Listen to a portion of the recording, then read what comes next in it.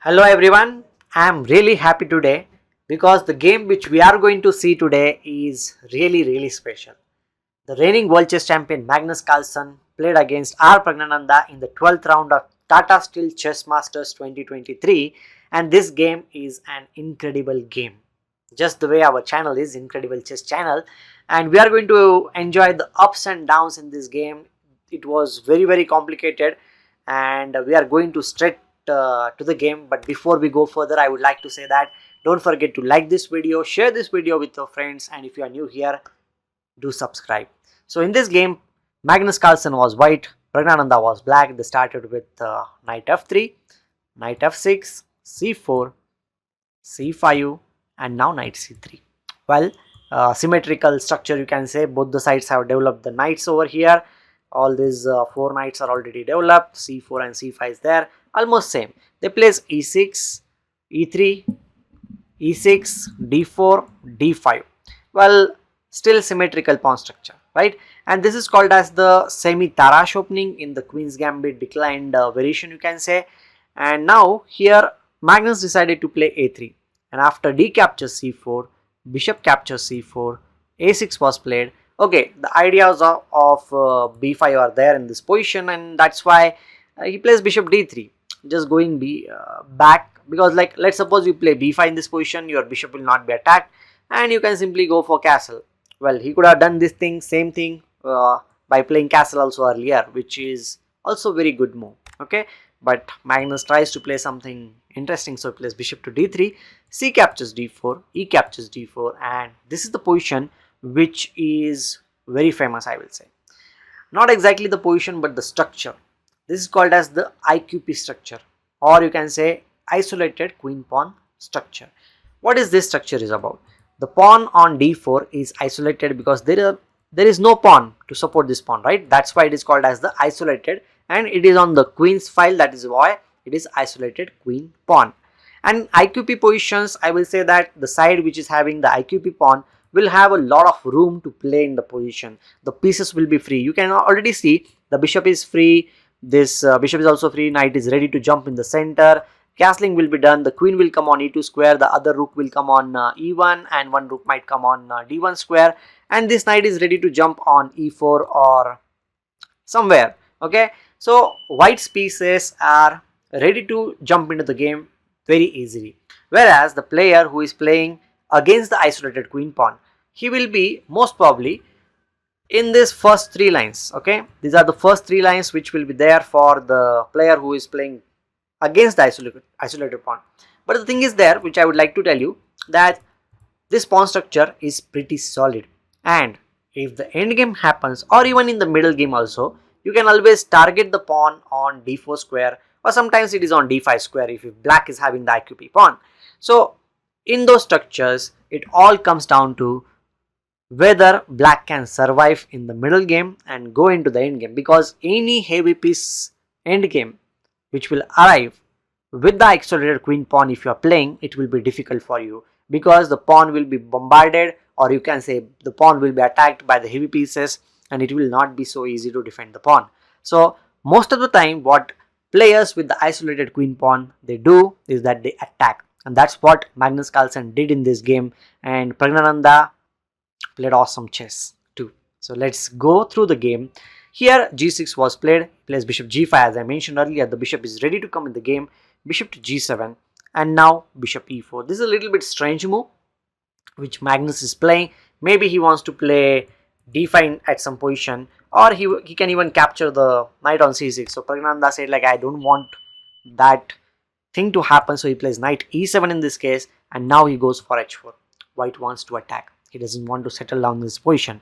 h6 was played, bishop captures f6, bishop captures f6, and now plays queen d2, discouraging castling, because if you castle, the pawn on h6 will be hanging. So here Praggnanandhaa says like, okay, I want to control the center. I need to move my pieces in such a way that it will be beneficial for me in the coming moves. That's why he places the knight in the center of the board, that is knight d5. Remember, there are 2-3 principles which you should not forget while playing the game. That is, which piece belongs to which square. The knights belongs to the center of the board, bishop belongs to the open diagonals, and if you are having the rooks, you need to put them on the open file.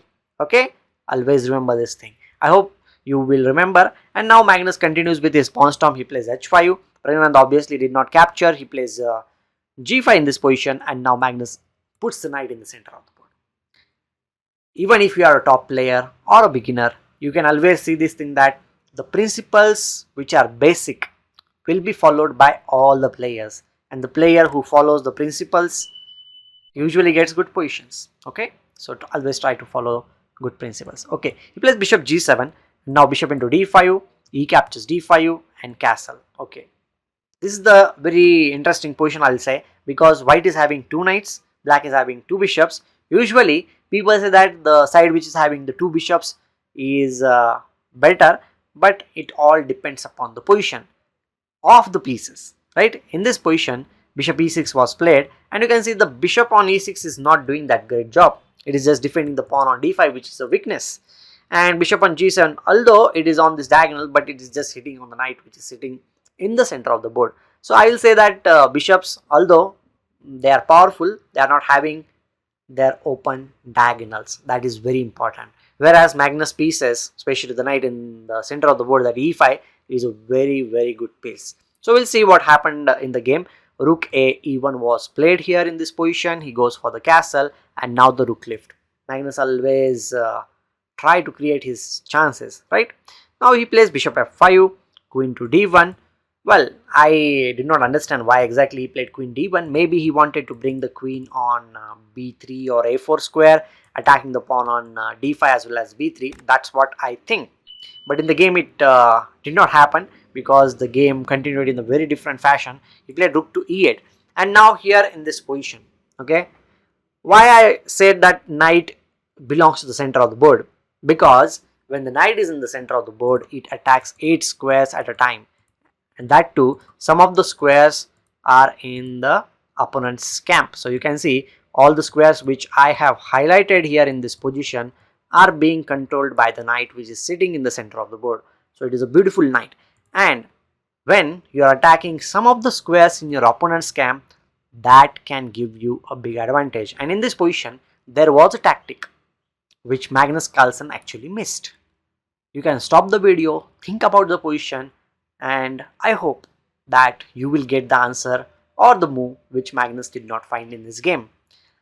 Well, in this position, I hope that you have stopped the video and thought about it also, that the move was knight captures f7, which he missed. The point of knight captures f7 is like if you capture back the knight, because the knight is attacking on queen, so you don't have time to capture the rook also here in this position.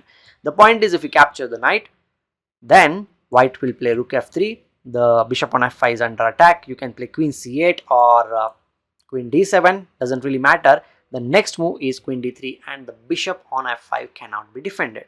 So white will be pawn off for sure in this position. Not only the bishop on f5 is hanging, but also after the capture, the pawn on d5 will also be under attack, and this knight combined with this rook is going to capture the pawn on d5 square. Black can play king g8, you can play rook f5, and well, whatever move you play, the pawn on d5 cannot be defended. You can play rook f8, you can play rook d8. No matter what happens, we can just capture the pawn, and white should be better in this position, right? Miss 2 pawns up, what else do you need? Although the pawn on d4 is little bit weak, but should be winning for Magnus Carlsen. But he missed this thing. He did not play this move. He played rook f e1, which is a good move, strong move, but the tactic was there. And I would like to tell you this thing, the tactics always come with three things, that is CCT principle: checks, captures and threat. So in every position you should always look out for checks, captures and threats. Okay, so rook f e1 was played, bishop goes behind to e6 square. Maybe Praggnanandhaa got the thing that the pawn on f7 is under attack, so he needs to support his. You play bishop to e6, knight a4. Now knight is trying to come on c5 square, which needs to be stopped. So Pragg played b6 in this case, and now rook to b3, attacking the pawn on b6. He says like, okay, if you want to capture the pawn on d6, you can capture it. I'm going to capture your knight on e5 with bishop into e5, and I'll create my own chances. So here he plays knight captures b6. The rook is under attack. You don't have time to capture on e5, but he first plays rook a b8. The knight is under attack, so he needs to play the knight.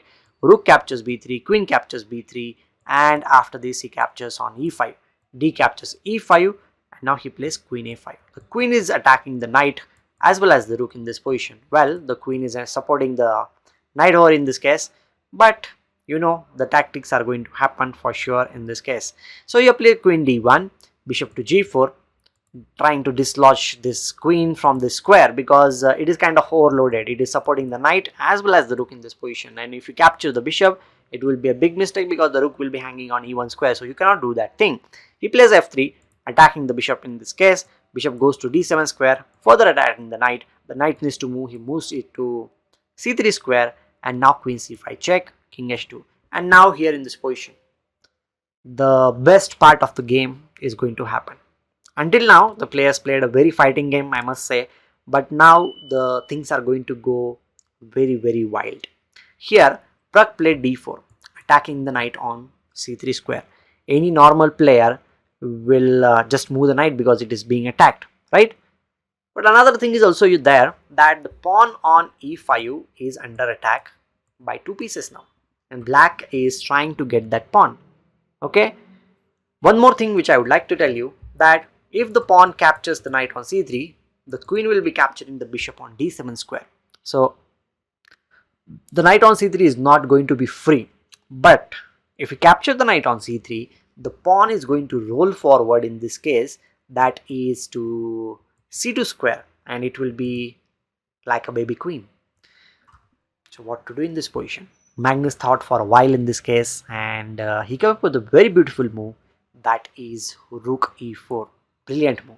Praggnanandhaa was ready because he is kind of a machine. He thinks about all different kinds of variations very accurately, and he came up with a move like d captures c3. The knight is being captured.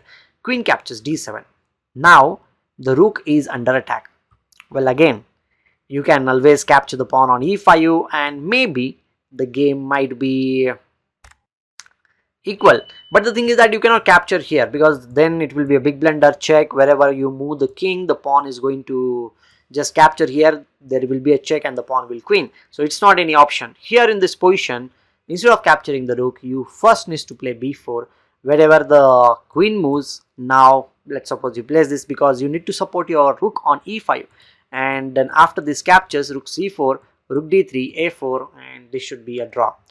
But as they say, when you want to win the game, you need to try something interesting, right? So Praggnanandhaa saw his opportunity. He played c2, and he said, like, if you want to capture my rook on e8, you can capture it, but after that capture, how you are going to stop my pawn from queening?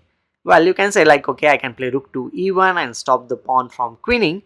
That's true, you can definitely stop it.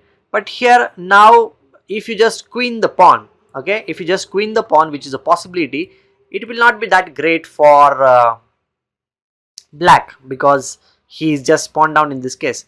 But you have better moves in this position. You can play, this queen is there, right? So you can play your queen to f2 square. The idea is the rook is under attack. Okay, if you play rook to c1, which seems to be the best move in the position, you can give a check. King will come on g1 square. You can again give a check. If king h1 is played, you can queen d1 check, or you can continue giving checks like queen h4 and so on, and the game will be drawn, okay, because of the perpetual check. You cannot really stop the checks in that position. So here, in order to stop the checks or create his own chances, Magnus Carlsen played b4.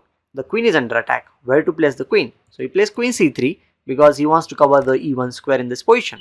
And now here, white is kind of in a position where he cannot play rook e1, he cannot stop the pawn from queening. So did Magnus Carlsen made a mistake? Well, actually not. He had seen something which is incredible. He played f4. He had already seen this thing when he captured the rook on e8.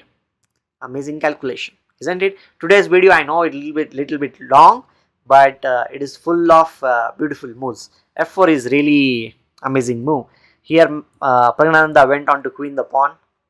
He has two queens on the board, but Magnus Carlsen plays f5. He is going for Pragg's king. He wants to checkmate. Here I will just like to tell you, if you play any random move, let's suppose you capture the pawn, it is going to be a checkmate because after f6 check, King doesn't have that many moves. Queen f7 check here, and it's a mate. So you need to support the pawn on f7 square. You can do that thing by two moves, queen c4 or queen c7. Obviously he went for queen c7 because your queen will not be hanging in that case. And now he plays f6 check, king h7, and now Magnus played queen f8. The queen is going to give a check on g7 square, and it's going to be a checkmate. You cannot do anything. You have to give up the queen, and that's what he did. Pragg gave up the queen, queen e5 check, because you need to give this check, right? You need to find, not there, sorry. You need to find some perpetual check. So he plays queen e5. He had to give up the queen. Rook captures e5. Now queen f4 check, king g1, queen c1 check. Okay, if you continue to go on h2 square, there will be a perpetual check all the time. So here Magnus decided to play king f2 and take his chances because he wants to get the king out, but that's not going to help. Queen f4 check.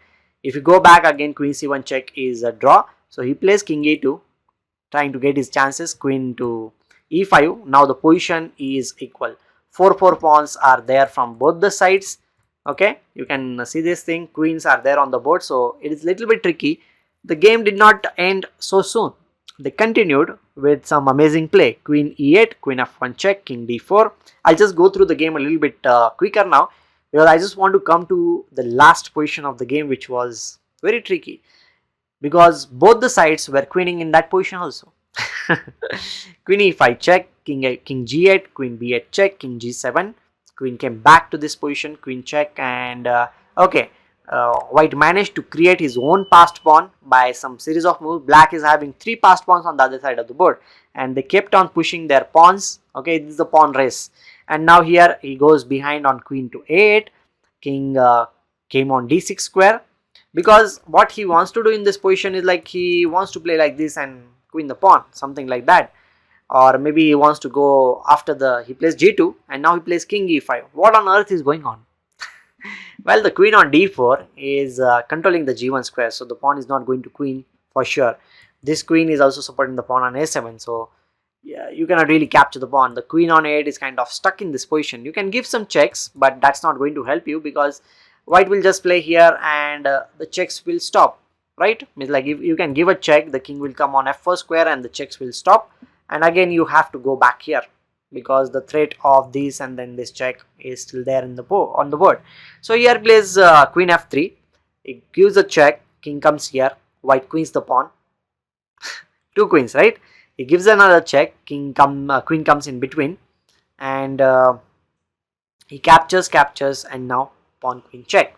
Here you have to be careful. You cannot go on this diagonal, otherwise you will just lose the queen with the square. So he plays king d3, queen check, king e3, queen check, king d3, queen d1, and it's a draw. Amazing. Till the end, the players played amazing chess. I really enjoyed this game analyzing with you, and I hope that you also enjoyed this analysis, although it's a very long video, but it is a very tricky game. So do like the video, do subscribe to my channel, do share it with your friends also if you like it. And one more thing I would like to say, that I'm going to have some group classes, chess classes. So if you want to learn from me, you can definitely join the classes. I also take personal coaching, so if you are interested in improving your skills, then you can take some personal classes also with me. My website incrediblechess.com is there. You can contact me from there.